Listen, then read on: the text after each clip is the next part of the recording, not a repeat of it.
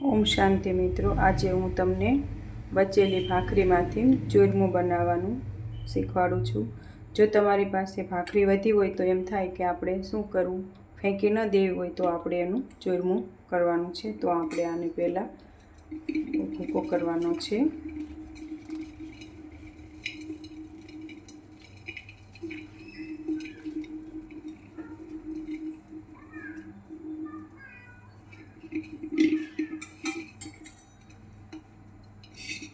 જો આ મેં ભૂકો કરી વાળ્યો છે।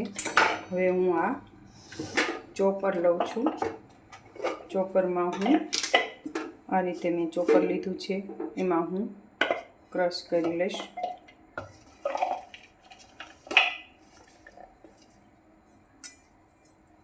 આ રીતે એમાં ક્રશ કરી લેવાનું છે। જો આ રીતે આપણે ચોપરમાં ક્રશ કરી વાળ્યું છે। હવે આમાં આપણે ઘી ગરમ કરવા મૂકીશું। હું એમ નામ નથી કરવાની, ગરમ કરીને કરવાની છું। મેં 1.5 ચમચી જેવું ઘી લીધું છે અને મેં 1 ચમચી જેવો ગોળ લીધો છે। જો અમારી પાસે દેશી ગોળ છે। હવે આપણે એને ગરમ કરીશું। આ રીતે આપણે ગોળ ઓગળવા લાગ્યો છે। જેમ આપણે લાડવાનો પાયો લેવી એ રીતે જ કરવાનું છે। તો આ ચૂરમું મીઠું લાગે છે, આમ લાડવા જેવું જ લાગે છે, બાળકોને પણ ખાવામાં મજા આવે છે। આ રીતે આપણે ગોળ બધો ઓગાળી લેવાનો છે।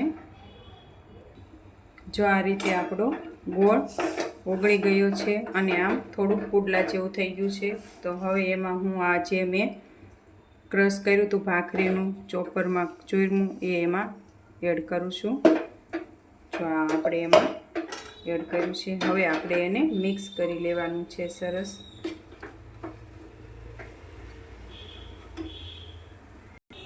જો આ આપણે ચૂરમું તૈયાર થઈ ગયું છે, લાડવા ખાતા હોય એવું જ લાગે છે। હવે આપણે આ મેં પરમાત્માની યાદમાં બનાવ્યું હતું। હવે આપણે ઠંડુ છે એટલે પરમાત્માને નહીં ધરીએ। આ રીતે આપણે ચૂરમું બનાવ્યું છે। ઓમ શાંતિ મિત્રો।